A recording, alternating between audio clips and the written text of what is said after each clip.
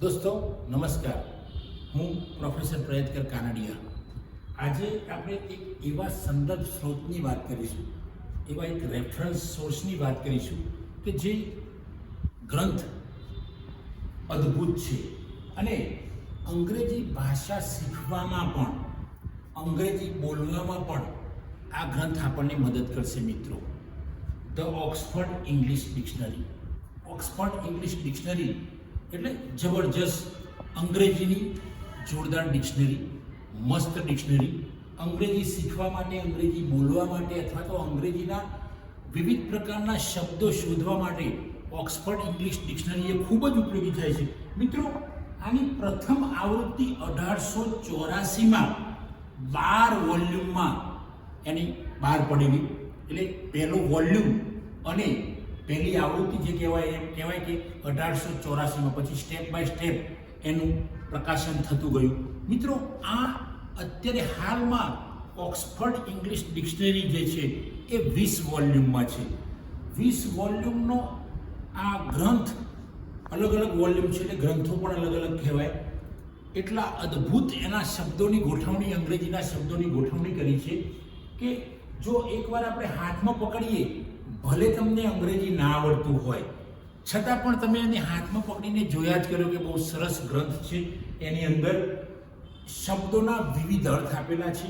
એક જ શબ્દ લીધો તો એના વિવિધ અર્થ, શબ્દની વ્યુત્પત્તિ એટલે કે એની ઉત્પત્તિ શબ્દની ક્યાંથી થયો છે એની વાત કરીશું. પછી શબ્દ, ક્રિયાપદ, વિશેષણ, ભૂતકાળ, ભૂતકૃદંત, આવા અલગ અલગ રીતે શબ્દોની સમજ આપી છે. એ સિવાય એબ્સોલ્યુશન્સ એટલે શબ્દની કાળગ્રસ્તતા. શબ્દ ધારો કે અમુક સમય જાય એટલે શબ્દો બદલાતા જાય, એનો ઉપયોગ ના થતો હોય તો આવા શબ્દો એ એબ્સોલ્યુશન્સ કહીએ આપણે. તો એબ્સોલ્યુશન્સની પણ માહિતી આપેલી છે. એ સિવાય એની અંદર તમે જોશો તો અવતરણો પણ આપેલા છે. એ સિવાય આપણે વાત કરીશું વર્બ, આપણે કહીશું એડજેક્ટિવ. આવી જુદા જુદા પ્રકારની સુંદર માહિતી આપેલી છે અને શબ્દની હિસ્ટ્રી પણ તમને એમાં જોવા મળશે. તો આ 20 વોલ્યુમ હાલમાં ધરાવે છે કે જેની શરૂઆત 12 વોલ્યુમથી થયેલી આ અદ્ભુત ડિક્શનરી આપણે વાંચીશું તો જો આપણે અંગ્રેજી આવડતું હશે તોય ખૂબ ઉપયોગી થશે. અંગ્રેજી ઓછું આવડતું હશે એના માટે પણ ધ ઓક્સફર્ડ ઇંગ્લિશ ડિક્શનરી ખૂબ કામમાં આવશે. અને જે અંગ્રેજીનો માસ્ટર છે એને તો ખૂબ કામમાં આવશે મિત્રો. કારણ કે આ ડિક્શનરીમાં તમે કોઈ પણ શબ્દનો અર્થ, એની વિશેષતા, એની ઉત્પત્તિ ક્યાંથી થઈ છે શબ્દની, શબ્દના એની જે ભૂતકાળ શબ્દ છે, ક્રિયાપદ છે, તો આ પણ આપણે જાણી શકીશું અને એની હિસ્ટોરિકલ ઇન્ફોર્મેશન પણ જાણવા મળશે શબ્દની. તો આવા ગ્રંથને ઉપયોગ કરીએ આપણે મિત્રો. અને ખાસ કરીને જે ગુજરાતમાં ગુજરાતી ભણે છે, ગુજરાતી મીડિયમમાં ભણે છે, એ પણ આ ડિક્શનરીનો ઉપયોગ કરવો જોઈએ. જો આ ડિક્શનરીનો તમે ઉપયોગ કરશો તો તમને એમ થશે કે નહીં, મારે અંગ્રેજી શીખવું જ જોઈએ. આ ડિક્શનરી જે હશે કોમ્પિટિટિવ એક્ઝામ આપતા કોઈ પણ વિદ્યાર્થીને કામમાં આવશે.